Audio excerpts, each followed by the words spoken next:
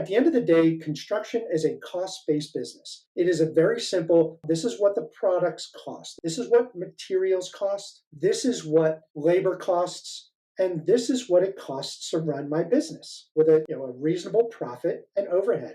It's very simple, and there's no smoke and mirrors to it. And if you can't follow that, and if you don't follow that, you're going to fail.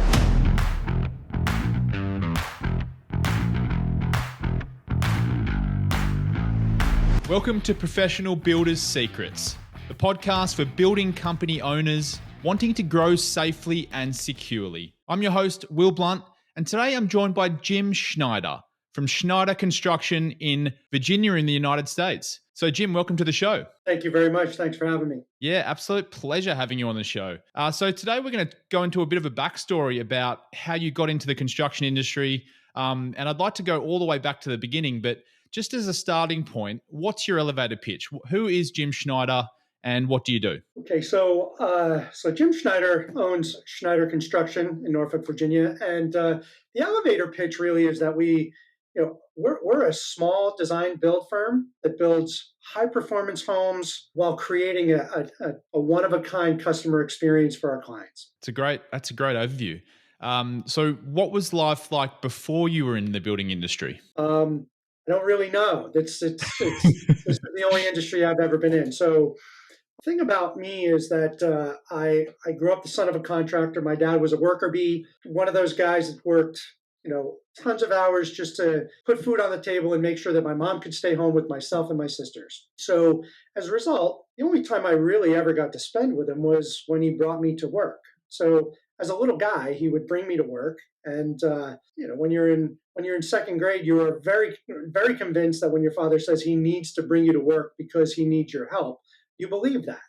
So I started working with him when I was about 9, and really just going and riding to the job with him and spending time with him. As I got older, it really became a great summer job, good for weekends and vacations. I kind of grew up never really asking my dad for $50. I was always kind of, Dad, can I work Saturday? So it's really all I've ever done. And I spent my entire adolescence making it very clear to my father that I was far too smart to ever become a contractor. I was going to be an engineer. I was going to use my head. I was going to use my back, not my back. I was just never going to do what he did. And here I am 38 years later running this small design build firm doing exactly what he did. And really loving every minute of it. I mean, I'm one of those fortunate people that loves to do what I do. I love that story, actually. So when did it become your business compared to, working with your dad? Pretty quickly. I was in my late teens. I actually decided I was going to go to college to be an engineer, and actually decided I was more motivated, more interested in actually creating structures rather than proving mathematically that they would work. So I never finished college. I actually stopped, and I did start working with him for a short period of time. And he actually was very instrumental in helping me start my own company. And we worked side by side for a lot of years where we had a gentleman's agreement. We stayed out of each other's way. If one of his clients called me or one of my clients called him, we would always make sure that they understood the distinction between the two companies, and we worked together. And he really gave me a really, really great start as a young guy. So I was probably 19 when I started this business. Wow, that's such a young age to start a business. Do you feel like you had the tools and knowledge at that point to know what you were doing? Nope. I was the classic technician. There's a huge difference between the skill set of a technician, a tradesman, and that of a business owner. They're very, very different skill sets, and it was probably one of the hardest transitions that I had to make. Actually, taking my tools off and becoming administrative was really one of the biggest challenges that I ever went through, because that was my comfort zone. That is what I was. That's who I am. All of the business stuff was something I learned much, much later. And how did you go about learning all of that stuff? Did you just kind of on the run, on the job, or did you go and study elsewhere? A little bit of of everything. A lot of it was, learn as you go. A lot of it was trial and error, making lots of mistakes, uh, having it cost lots of money. Other avenues were seeking professional help, whether it was business coaches. Uh, for the last 13 years, I've been part of a Builder 20 Club, which is here in the States. The National Association of Home Builders puts together clubs of 20 like builders in non-competing markets, and it's been an invaluable resource. We share business plans and financials and best practices, and we help each other when we're struggling, and we try to learn from each other when we're winning. And that APB is another great resource. I was able to learn a lot working with them. So you just there's unfortunately a very shallow source of resources in our industry for professional development and education. So you really, really have to work hard to find it. Well, you must be doing something right, Jim, because you've got a highly successful business now and you've been in business, well, essentially for your whole life. So you're doing well. You might have touched on it then, but what do you feel like is the biggest challenge you've faced running a residential building company? Well, these days, the biggest challenge is skilled labor. I would say it's a pretty universal issue that we run into. I think I kind of get on my soapbox here a little bit when I talk about the fact that as a society here in the States, we've really created a situation where we've funneled all of our young people into 2 and 4 year colleges. Everybody thinks that they need a degree. We have marginalized the tradesmen. We have made kids that are maybe going through school feeling as though they are second class if they're going into the trades or going to trade school as opposed to a college. And it's really a shame because intelligence is not education. It's that they're separate. And I think we've made our young people feel that if they don't have a college education, somehow they've fallen short. And as a result, our tradesmen, our true craftsmen are starting to age out. So trying to find, I tell people all the time that our industry is full of installers, but not a lot of craftsmen. And they're two totally separate groups of people. Interesting. Yeah. Do you feel like there's like what could society do to try and kind of start mending that? Well, I think that if we can again normalize young people going into the trades, that is a huge step. It was interesting. I had an interesting thing happen about a month ago. I was approached through my info email on my website, and it was a woman that works with the Parent Teacher Association of the high school that my kids went to. So she reached out and asked for a donation. They said that they were establishing 3 scholarships for first generation and underprivileged students to go to college. And would I be interested in donating? And at the bottom was a link. You could just click the link and donate. So what I did was I responded to her and said, look, I appreciate your effort to raise money for kids to go into college or get to college.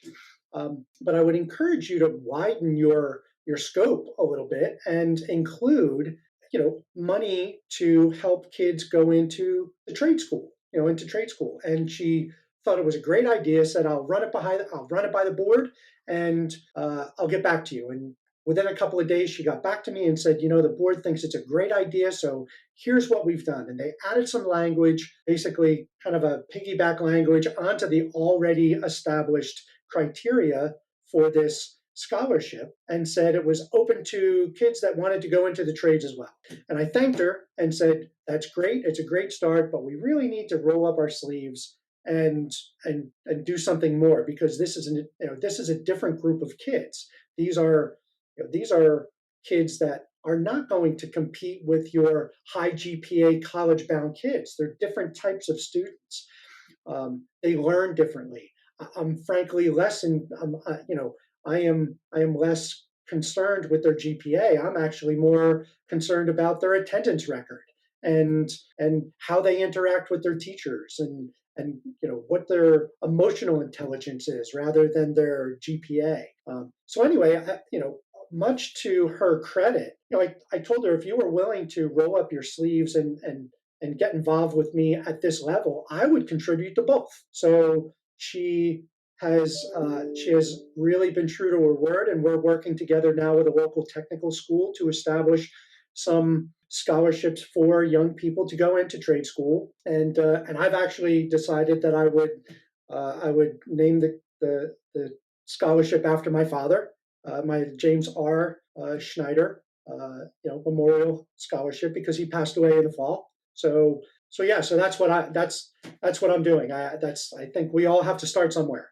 I'm very sorry to hear that your dad passed away. But I guess it's great that you can leave a legacy there. Yeah, he left me a lot. I owe him a lot. I kid all the time that we spent probably as much time, maybe more time, butting heads than we did holding hands. We were, we were not always on the same page, but at the same time, not a week goes by where I don't reference him, because I owe everything I have to him. He by accident really gave me something invaluable. The tools you've got to do something you love right now. That's great. That's correct. Because interestingly, is I've got a friend who writes for a national newsletter, and he actually said once that, I know plenty of MBAs, but not one of them has ever fixed my sink. And the point is that we need both. We need MBAs. We need attorneys. We need business people. We need all these college grad. We need these white collar people, but we need people to do the work as well. And what I found as I've gotten older, because I was for a very long time uncomfortable with the fact that I never finished college, and it took me a real long time to realize that it had nothing to do with my level of intelligence. I was, in some ways, better off, because not only could I sit at the boardroom table and speak about business matters and financial matters and all these things that business people talk about, I could get my kitchen and fix it and put it back together too. So, we need people like you, because I can't fix anything in the kitchen. So, So, I mean, I think to your point, like there's not enough information for young people about what the options are out there. So people feel that they're almost pressured to go into university or something, when that may not be a good fit for them. it's true. The classroom doesn't equal success. The classroom doesn't equal intelligence. I think we all have our own way of learning. Europeans very often will track the kids and identify what the best path for those kids will be. We don't do that here in the States. I actually think it would be taboo to try and do that here in the States. It's a little bit of profiling, and I think we'd have some trouble. We'd have some trouble with that approach. But I think it's a very sound approach. So just kind of bringing it back to the challenge that you were facing, the biggest challenge you were facing in the construction industry, and you kind of touched on shortages of craftsmen and staff in general. But what implications has that had on your business specifically? It really it limits our resources. It has, I mentioned before that, design, build, high performance. We work what we produce. We produce at a very high level. A code built home, by definition, is a D. Okay, if you build a home that just passes code, we just got done talking about education, that's a D because it just passes. Okay, so our approach really is that I have no problem if you only want to invest in a D, but I won't build it for you. We build A's. So as a result, there's only so many people, so many resources available to us, so that the scalability of what we do can only go so far, because there are only so many truly skilled trades that we can work with. So what it does is it limits our ability, our workflow, how many projects we can produce in any given period of time. Do you ever find that it can cause delays and things like that if you don't have enough people on board? It does. It actually does cause delays. And what has been really helpful is going through APB slot schedule action plan has really, really been helpful for me to help systemize that. It's something that you understand you have to do. I kid all the time that I'm kind of like a the construction version of an air traffic controller. I have to make sure that the planes are taking off and landing without crashing because there are only so many runways available to us, kind of to use an analogy. And while that's what the case is, until having the opportunity to go through the APB construction slot action plan, it's hard to put it into practice. And it was a really great way to systemize it so that I was able to say, okay, yeah, I understand this is how it happens, but here's how to implement. So it was hugely helpful for me. For those out there that don't know what the construction slot planner action plan is, do you want to just give an overview of like how you kind of discovered that and then the process you went through to kind of use it? Yeah. So what I did was I invested in the private mentoring program with APB. So I work with Eric Cofield, my coach, and working through the KPI workbook. We're working through all of the different things, and that is one of the tabs. So that, along with all of the action plans that are available to members on the website, I went through the action plan and worked with that along with Eric to now we have this spreadsheet and all of these resources to where it's kind of plug and play. You just look at it, you modify the templates to fit your own particular business, the number of draws or stages that you have. And really it was a way to systemize it, take several different size or types of projects and create some templates so that I can plug them in and create this slot schedule. So now we have slots and opportunities to be able to start projects and put them on the book. So now we can create some urgency. That's the kind of the other benefit. It was not why I started with the slot schedule. It was really at first to systemize and organize my resources. But what we're able to do in the additionally or side by side was create some urgency where now I've got slots that I can I've got this person slotted in for this date and this person slotted in for this date. So when I'm talking to a new client and they say, well, gee, when would we be able to get started? I can very quickly open this up and say, well, I have a slot in September. I've got a slot in November. And then after that, we have to wait until next March. What slot would you like? And right away, they all want the first one. So what do we have to do to get the September slot? Where do we start? So you're able to create some very real urgency without being a salesman. It's just, hey, here are my resources allow me to do this much work, and here's what I've got available. How can we help you? Yeah, that's great. It's an inbuilt sales tool, and I think you mentioned off air. You were talking about how sales isn't necessarily your thing, so just having those systems in place is really helpful. It is correct. I am. I go back to the fact that I'm an operations guy. I'm really good at making the trains run on time. I am not really good at the sales part. And it's hard to ask for the sale. It's hard to move people along. It's easy to play tennis. Okay. So what do you think about this? I don't know. What do you think about this? What do you think about this? It's easy to play that game where you go back and forth and nothing actually moves forward or nothing actually progresses. That's easy. What's hard is to get to the next step, is to say, okay, here's where we are. We've gotten to this point. What's the next step? Are you ready? Are you ready to move into a pre-construction agreement? Are you ready to sign it? Are you ready for the construction agreement? What's the next step? So is there any other implications of the construction slots other than urgency? Has that been able to help you kind of increase your prices and things like that too? Or it does. It absolutely does, because what it's done is it's having that urgency has given me, it's also given me the ability, okay, to not just the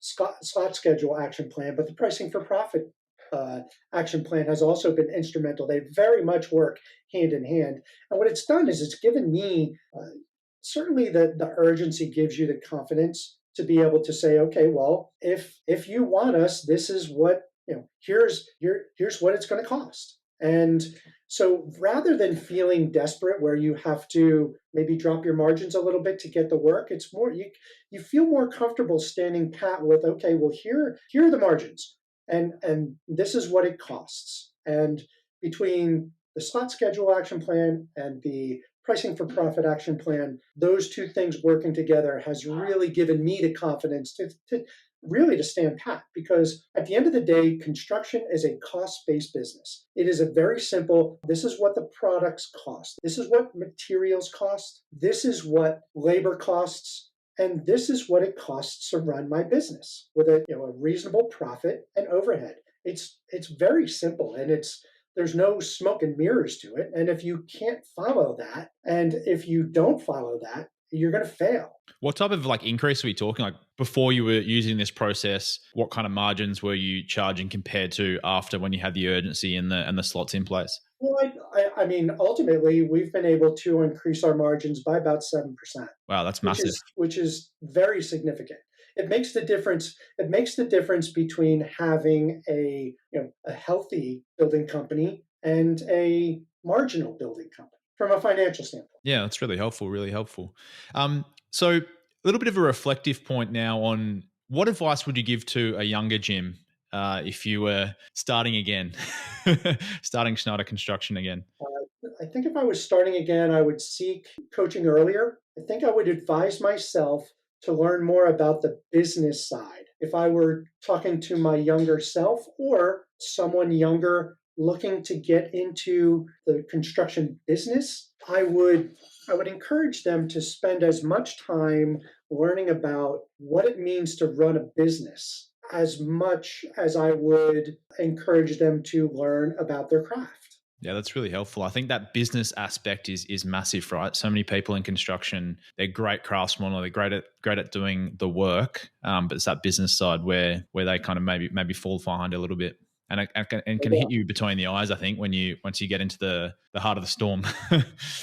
No doubt, no doubt. And I think that I think that going back to the trade school discussion, I think that, and I don't know anything about it. I've really just broached it because I've been kind of whining about it for years, about the fact that we don't support trade schools enough. But I haven't really ever done anything about it. I've just whined about the fact that it's a need, and now I've finally taken the steps to start working to make a difference with this. And one of the things that I've yet to learn, but I will find out, is with these trade schools, how is there business? Are there business classes? Is there business training? It's one thing, again, to learn to be a tradesperson, but then if you want to start a business, do you then go to a four-year college and get a business degree? I don't know. It would be, in my opinion, great if that could be part of the curriculum in a trade school, where you can kind of work hand in hand, so that the business portion of it would be very construction centric and not just business, just not business centric. Yeah, so you don't think it's necessary to do a full business degree, but it needs to be built into the trade school training. Yeah, I think it would be great to go hand in hand. I really, really do. Makes sense. Makes sense. It's amazing to me how many professionals, it's amazing to me how many business people that I work with on a daily basis, tradespeople that are running their businesses years and years and years, that don't know the difference between net profit and gross profit. It's crazy. Or don't know the difference between markup and margin. It's crazy how many people just don't know the difference. But get up and drive to work every day with trucks with their names plastered all over it, and I think we need to do better. Yeah, definitely. So one thing that we like to always cover in these interviews is, obviously building companies wouldn't run without the software that you use. So could you just give me a bit of an overview of your favorite software that you use, something that you couldn't live without in your company? Yeah, today, accounting software aside, because we all need that, Builder Trend is something I've used for a very long time. I always laugh because Builder Trend now has become a very, very large resource, a very large company. I remember when I started working with Builder Trend, there were five college buddies working out of a garage. So it was a very, very early on experience. It's funny when I call in, and if I need some help and they check my client number, there's always you've been around a long time, because I think they've got somewhere around 40,000 clients or something like that now, and my client number is number 348.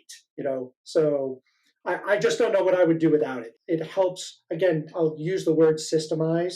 APB has done a really great job of helping me systemize my processes, and Builder Trend is also another tool that helps us systemize, from scheduling to all of the project management tasks and activities that we have to do. It's great having a cloud-based solution that gives our trades and our clients, as well as our own team, the ability to see things in real time. While they're different interfaces, it's the same information, and it's just an invaluable resource. I don't know what I would do without it. That's a great.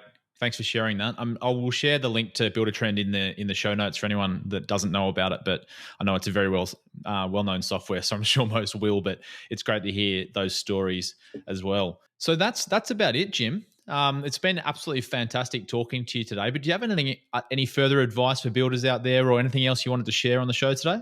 If there's any advice I could give you, I can say that I've been a member of APB twice. Okay, the first time I was a member, I just never really took advantage of the resources. I always felt I was too busy to sit down and watch the action plans, and too busy to spend the time with any private mentoring. I was just, there was just too much to do.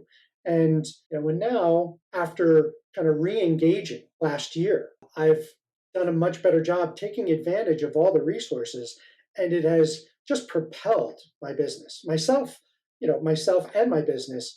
So if there's any piece of advice I could give you, is that I would look hard and take advantage of these resources, because there is nothing. I said earlier that our industry is so shallow and so short on professional development and resources, and there is a plethora of resources here that is just, it's just an incredible amount of information and resource for guys like me. Thanks, Jim.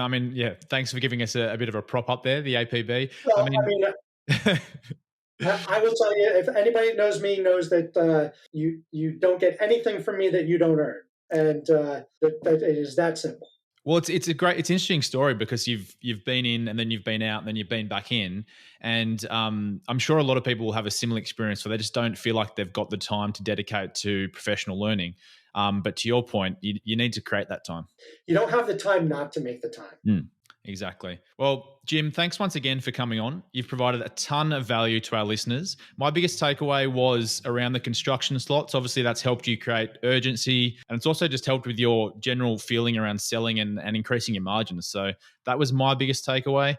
So thank you so much for sharing that. Also, a huge thank you to our listeners, wherever you're listening from in the world. If you'd like the show today, please subscribe to Professional Builders Secrets on your platform of choice. And if you're feeling generous, please leave us a review as well. But until next time, have a great day.